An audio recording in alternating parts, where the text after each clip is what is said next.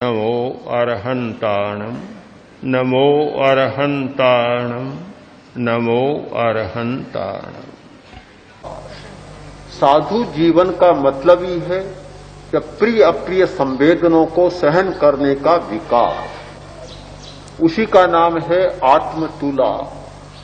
वह जब तक नहीं आती तब तक आत्मतुला का सिद्धांत, सबको समान मानने का सिद्धांत कोरा वाचिक सिद्धांत रहता है, व्यावहारिक नहीं बनता। व्यावहारिक तभी बन सकता है कि अप्रिय संवेदन को सहन कर सके।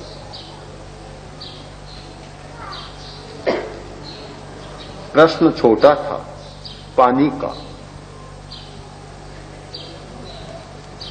व्यवस्था कर दी गई कि पानी थोड़ा मिला है और पानी नाप नाप कर पीना है। व्यवस्था कर दी गई। एक मुनि आया और बिना नापे पानी पीने लगा। दूसरे मुनि ने कहा, व्यवस्था है कि पानी नाप कर पीना है। उसने कहा, पानी पीने में क्या व्यवस्था होती है? ध्यान नहीं दिया। बात मुखिया तक पहुंची और मुखिया ने कहा कि तुमने व्यवस्था का अतिक्रमण किया। उसने कहा कि यह क्या व्यवस्था, प्यास लगी है तो फिर पानी नाप कर पीने की क्या बात होगी? प्यास को बुझाना है तो पानी पीना है।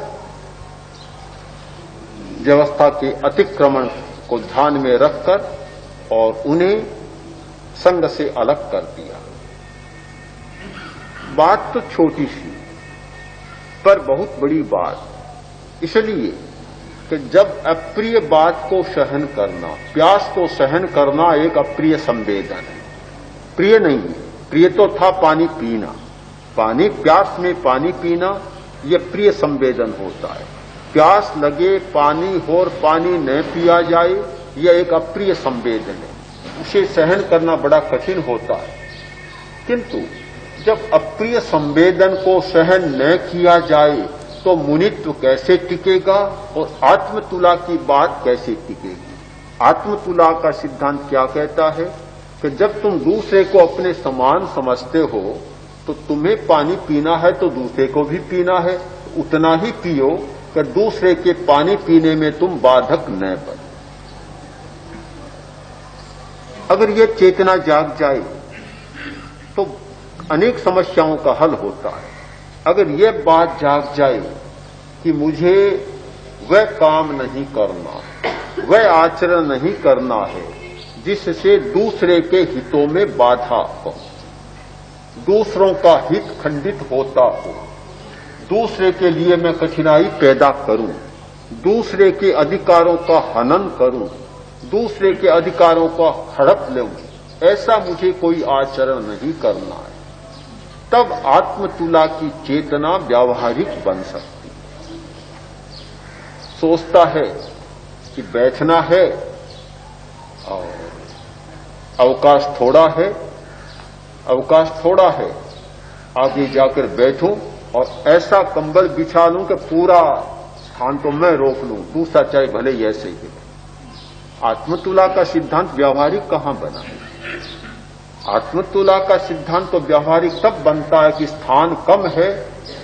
अगर रोज पूरा कंबल बिछाता हूं, पूरा आसन बिछाता हूं, स्थान कम है तो आधे पर मैं बैठूंगा, आधा दूसरों के लिए छोड़ दूंगा। तब तो होता है कि आत्मतुला का विकास हुआ। सोचता है कि पानी की कमी है, पानी कम है, कम मिला है और पीने वाले काफी आएंगे, पहले ही अपनी ऐसी पूर्ति करे कि एक गिलास पीता हो तो 2-3 गिलास एक साथ पी जाए, बाद में मिले या न मिले। तो फिर आत्मतुला का विकास कैसे हुआ? दूध थोड़ा आया है, रोटी थोड़ी बनी है, तो सबसे आगे जाऊं और जितना पीना हो पी लूं, थोड़ा बहुत ज्यादा गिलास। तो ऐसे तो शायद कम पीता हो, थोड़ा है इसलिए ज्यादा पी लूं। तो आत्मतुला का विकास कहां हुआ? बहुत महत्वपूर्ण सिद्धांत है आत्मतुला का, दूसरे को समान समझने का। यह व्यावहारिक तब बनता है जब हम अपने प्रिय और अप्रिय संवेदनों पर कंट्रोल कर सके, नियंत्रण कर सके। वह नियंत्रण की क्षमता हमारी नहीं आती है तो यह सिद्धांत कभी कृतार्थ या व्यावहारिक नहीं बनता। इसलिए व्रत की भूमिका या महाव्रत की भूमिका पर जाने के लिए प्रिय अप्रिय संवेदनों को रोकने का अभ्यास करना जरूरी और उस अभ्यास के लिए ध्यान का अभ्यास करना जरूरी। मैं समझता हूं कि ध्यान क्यों करना चाहिए, यह बात बहुत अच्छी तरह समझ में आ सकती है कि हम जो ध्यान कर रहे हैं केवल मानसिक तनाव मिटाने के लिए नहीं कर रहे, केवल शरीर को स्वस्थ बनाने के लिए नहीं कर रहे। ध्यान का जो मूलभूत उद्देश्य है वह हमारा है कि प्रिय अप्रिय संवेदनों को नियंत्रित कर सकें, उनको झेल सकें। उस चेतना को जगाना है और उस चेतना को जगाने का नाम ही व्रत है और उस चेतना को जगाने का नाम ही महाव्रत है। अगर यह चेतना नहीं जागती है तो आदमी अंधेरे में रह जाता है, अज्ञान में ही रह जाता है, अज्ञान में, और ऐसा जीवन जीता है विरोधाभासी जीवन जिसमें कुछ पता नहीं चलता। एक और तो संकल्प कर लेता है, दूसरी तरफ ऐसा व्यवहार नहीं होता, विरोधाभास जैसी स्थिति बनी रहती है। मालिक ने नौकर से कहा कि देखो तुम एक काम करो, तुम्हारी ये ड्यूटी है और सब काम जाने दो, तुम एक काम करना तो मुझे 4 बजे उठा दिया, बस तुम्हारा यही काम है। बोला था, अज्ञानी था, बोला मालिक बात ठीक है, बिल्कुल मैं इसका पालन करूंगा, पर एक मेरी समस्या है कि मैं घड़ी देखना नहीं जानता, तो आप जब 4 बजे मुझे बता दिया करें मैं आपको उठा दूं। ऐसा विरोधाभासी जीवन बन जाता है कि कुछ भी काम समझ में नहीं आता कि क्या करना चाहिए। ये विरोधाभास तब तक समाप्त नहीं होता जब तक हम अभ्यास न करें, ध्यान की गहराई में न जाए। ध्यान की गहराई अर्थात उस चेतना का विकास करें कि सूले चुभ रही है तो चुभे, कोई चिंता की बात नहीं। सुगंध आ रही है तो आए, कोई चिंता की बात नहीं। ध्यान में ऐसा होता है कि कभी सुगंध आने लग जाती, कभी प्रकाश दिखने लगता है, कभी कांटों जैसी चुभन होती है, कभी चींटियों के काटने की चुभन होती है।